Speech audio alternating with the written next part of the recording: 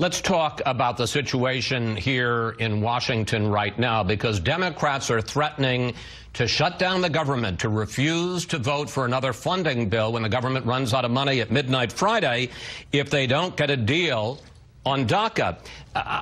This seems to directly contradict something that Senate Democratic leader Chuck Schumer said a few years ago when the Republicans were threatening President Obama. Take a look. We believe strongly in immigration reform. We could say we're shutting down the government. We're going to raise the debt ceiling until you pass immigration reform. It would be governmental chaos. Mr. Attorney General, if it was wrong for Republicans to threaten a Democratic president and to threaten to hold the government hostage, why is it all right for Democrats to do exactly the same thing? Chris, I don't believe Democrats are doing anything to try to hold up a government funding bill.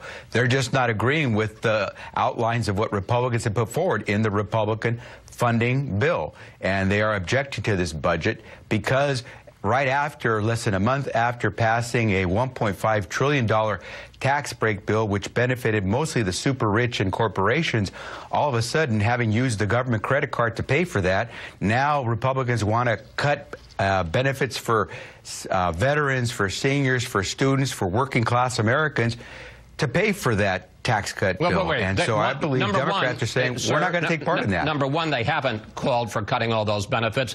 Number two, that's not specifically the question I'm asking you. I'm asking you specifically about the fact that Democrats are saying no deal on spending. I agree they have to work out the spending deal, but no deal on spending unless you also pass a DACA fix. That's what some people say is holding the government hostage. Do you think that Democrats should link funding for the government to a deal on DACA?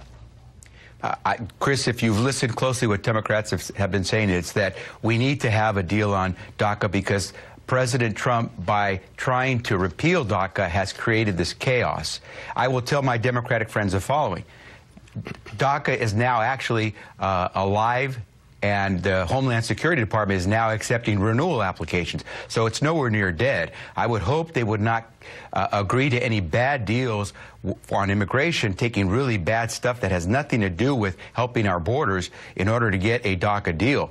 That deal should stand on its own. It should be clean.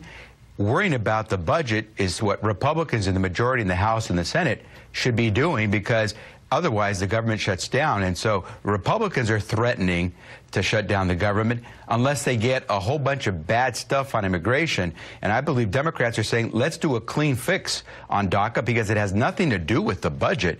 If we could tie it all together, great. But don't try to hold young people hostage to get a budget, and certainly don't try to load up a bill with bad stuff, whether in the budget or on immigration. Well, let me just interrupt, because I'm closer to Washington now than you were, although you were a Democratic leader here for years. But no, the Democrats are not, Republicans rather, are not insisting on linking DACA and immigration. They just want to pass a funding bill, and in fact, they're talking about